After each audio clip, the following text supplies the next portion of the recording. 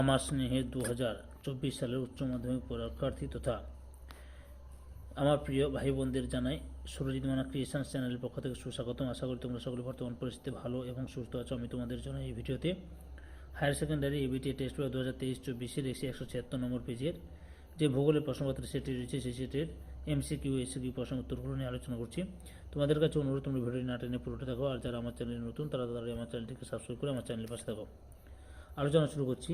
প্রথম প্রশ্ন, ভূ অভ্যন্তরের যে শিলাস্তরে জল পরিবাহিত হয় কিন্তু সঞ্চয় হয় না তা হলো অপশান এতে ভাদর স্তর।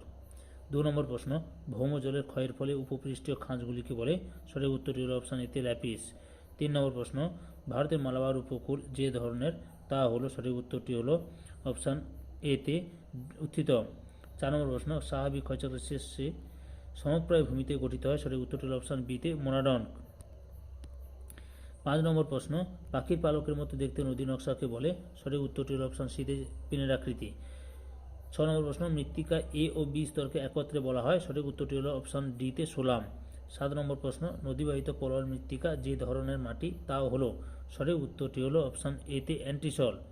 তারপরে রয়েছে 8 নম্বর প্রশ্ন, ক্রান্তীয় ঘূর্ণবাতের কেন্দ্রস্থলে শান্ত পরিবেশযুক্ত স্থান হলো? সঠিক উত্তরটি হলো অপশান সিতে চক্ষু। 9 নম্বর প্রশ্ন, বায়ুমণ্ডলের সমষ্ণ স্থল ও সমচাপ তল সমান্তরালে হলে তা হলো? সঠিক উত্তরটি হলো অপশান এতে ব্যারোট্রপিক। তারপরে রয়েছে 10 নম্বর প্রশ্ন, বায়ু সঞ্চালনের পরোক্ষ তাপীয় কোষটি হলো? সঠিক উত্তরটি হলো অপশান বিতে ফেরেল। তারপরে 11 নম্বর প্রশ্ন, পৃথিবীর মধ্যে সর্বাধিক জীববৈচিত্র্য দেখা যায়? সঠিক উত্তরটি হলো অপশান সিতে নিরক্ষীয় অঞ্চলে। 12 নম্বর প্রশ্ন, ভূমিক্ষয় কী ধরনের দুর্যোগ? সঠিক উত্তরটি হলো অপশান বিতে আধা প্রাকৃতিক।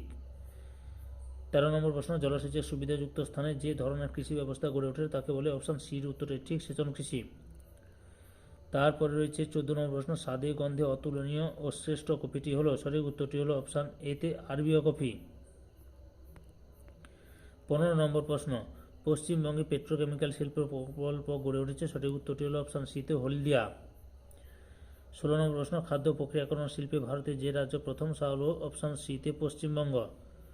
তারপরে রয়েছে 17 নম্বর প্রশ্ন, 24x7 উদ্যোগে যে শিল্পের সঙ্গে যুক্ত তা হলো? সঠিক উত্তরটি হলো অপশান বিতে তথ্য প্রযুক্তি। 18 নম্বর প্রশ্ন, ভারতের দীর্ঘতম জাতীয় সড়ক পথটি হলো? অপশান এতে NH-44। একটি প্রায় শূন্য জনসংখ্যা বৃদ্ধির দেশ নাম হলো? সঠিক উত্তরটি হলো অপশান ডিতে সুইডেন। 20 নম্বর প্রশ্ন, গ্রামীণ বসতির বেশিরভাগ মানুষ নিযুক্ত থাকেন? সঠিক উত্তরটি হলো অপশান ডিতে কৃষিকাজে।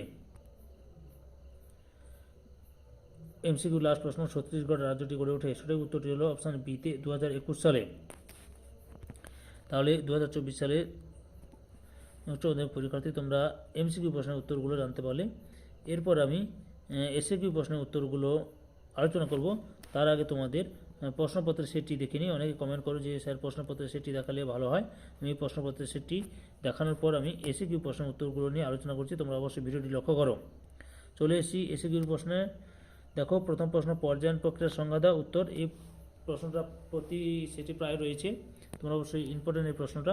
উত্তর হচ্ছে ক্ষয়ের শেষ সীমার সাপেক্ষে ভূপৃষ্ঠের সমতলীকরণ হলো পর্যায়।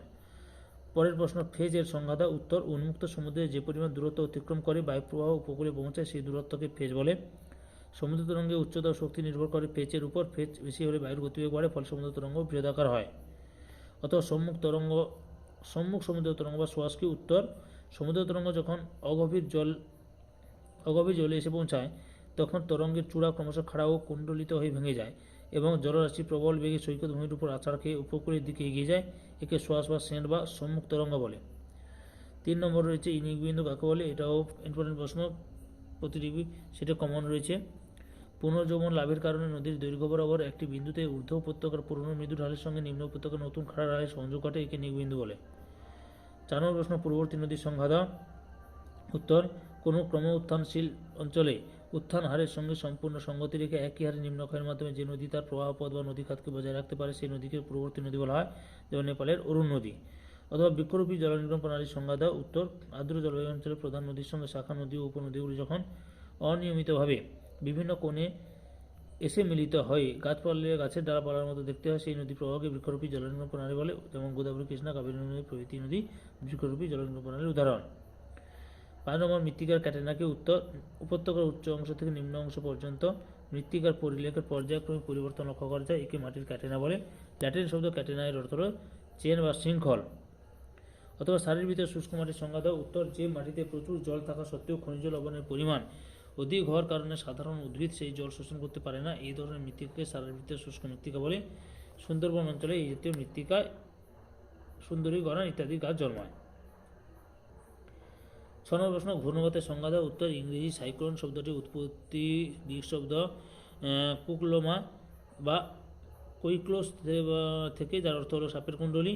ক্যাপ্টেন হেনরি পিডিংটন 1848 সালে প্রথম সাইক্লোন শব্দটি ব্যবহার করেন। ক্রান্তীয় ও নাতিশীতোষ্ণ মণ্ডলের নিম্নচাপ কক্ষকে বেষ্টন করে কুণ্ডলীর মতো পাখি কেন্দ্রমুখী ও ঊর্ধ্বগামী দ্রুতগতিসম্পন্ন উষ্ণ ঘূর্ণিবায়ু প্রবাহকে ঘূর্ণবাত বলে। অথবা গর্জনশীল 40 কি। উত্তর, দক্ষিণ গোলার্ধে জলভাগের পরিমাণ বেশি থাকার জন্য 40 থেকে 47 ডিগ্রি অক্ষাংশের মধ্যে পশ্চিমে বায়ু দ্রুত গতিতে গর্জন করতে করতে প্রবাহিত হয় বলে একে গর্জনশীল 40 বলে। 40 হয়ে গেছে, 40 বলে, স্পেলিং মিস্টেক হয়ে গেছে একটু। 7 নম্বর, আইটিসি যেটা পুরো নাম কি? আইটিসি যেটা পুরনো রূপ হলো ইন্টারট্রপিক্যাল কনভারজেন্স জোন। তারপরে 8 নম্বর প্রশ্ন, বায়োমের সংজ্ঞা দাও। উত্তর, জলবায়ুর দ্বারা প্রভাবিত একটি বিশেষ বৈশিষ্ট্যের জীব সম্প্রদায়কে বায়োম বলে। অর্থাৎ পৃথিবীর কোনো বিশাল অঞ্চলে প্রায় একই বৈশিষ্ট্য সম্পন্ন জীব সম্প্রদায় একত্রে যে সুসংগত জীবন গড়ে তোলে তাকে বায়োম বলে। 9 নম্বরে রয়েছে ভারতের সর্বাধিক বন্যাপ্রবণ রাজ্যের নাম কি? উত্তর হবে আসাম। মিলেট কি? উত্তরটি লক্ষ্য করো। শুষ্ক ও উষ্ণ এলাকায় যেসব স্বল্পস্থায়ী ঘাস জাতীয় নিকৃষ্ট শ্রেণীর ক্ষুদ্রাকার দানাশস্য জন্মায় তাদের একত্রে মিলেট বলে। জোয়ার, বাজরা ও রাগি হলে প্রধান মিলেট। অথবা শস্য প্রগাঢ়তার সূত্রটি লেখো। উত্তর, শস্য প্রগাঢ়তা বা নিবিড়তা বা তীব্রতা বা প্রবণতা সমান মোট চাষের জমি ভাজিত প্রকৃত চাষের জমি ইন্টু 100। তারপরে রয়েছে মিশ্র কৃষির সংজ্ঞা দাও। উত্তরটি লক্ষ্য করো। অনুকূল প্রাকৃতিক ও সাংস্কৃতিক পরিবেশের সুযোগ নিয়ে যে বাণিজ্যিক কৃষি ব্যবস্থায় একই কৃষি খামারে কৃষি জমি থেকে উৎপাদনের সাথে সাথে পশুপালন, হাঁস মুরগি প্রতিপালন, ফুল ও শাকসবজি উৎপাদন করা হয় তাকে মিশ্র কৃষি বলে। তারপরে 12 নম্বর প্রশ্ন, বিশুদ্ধ কাঁচামাল কি? উত্তর, যে সমস্ত কাঁচামাল শিল্পজাত দ্রব্যে পরিণত করার পর শিল্পজাত দ্রব্যের ওজন বিশেষ কমে না, তাদের বিশুদ্ধ শ্রেণীর কাঁচামাল বলা হয়। অর্থাৎ সমপরিমাণ দ্রব্য থেকে সমপরিমাণ বস্তু উৎপন্ন করা হয়, উদাহরণ তুলো, পাট ইত্যাদি।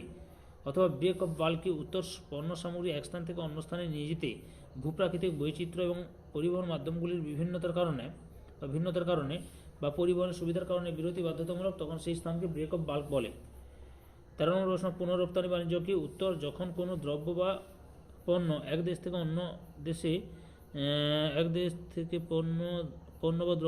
থেকে পণ্য আমদানি করা হয়।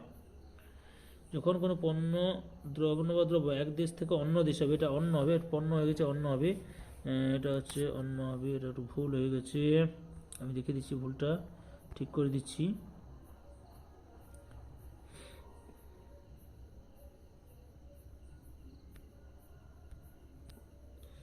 কি হবে? পণ্য অন্য দেশে, অন্য।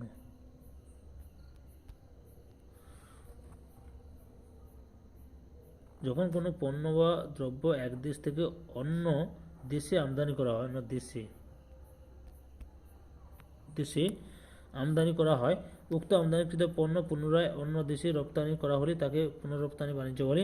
সাধারণত এরূপ ব্যবসায়ে যারা নিয়োজিত তাদেরকে পুনরপ্তানিকারক বলে। ওকে,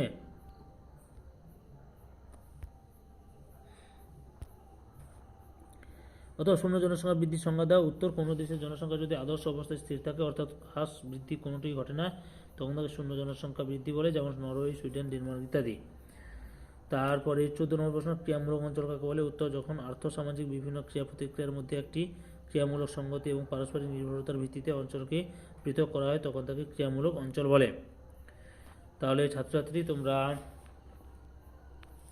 2024 সালের এবিটিএ টেস্ট পেপারের পেজ নাম্বার AC 176 ভূগোলে যে প্রশ্নপত্রের সেট ছিল সেই সেটের MCQ ও SAQ প্রশ্নের উত্তরগুলো জানতে পারলে। তোমাদের কাছে এই ভিডিওটি ভালো লাগলে বা এই ভিডিও থেকে তোমরা উপকৃত হলে আমার চ্যানেলটিকে সাবস্ক্রাইব করে আমার চ্যানেলের পাশে থাকো। সঙ্গে ডান দিকের বেল আইকন অল অপশানে গিয়ে প্রেস করো, যাতে পরবর্তী ভিডিও নোটিফিকেশন পাও। একটা লাইক দাও, কমেন্ট করো, এই ভিডিওটি তোমাদের একই ক্লাসের বন্ধু বান্ধবীদের মধ্যে শেয়ার করে প্রশ্ন উত্তরগুলো জানতে সাহায্য করো।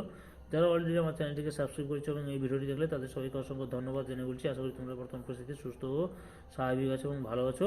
ওকে।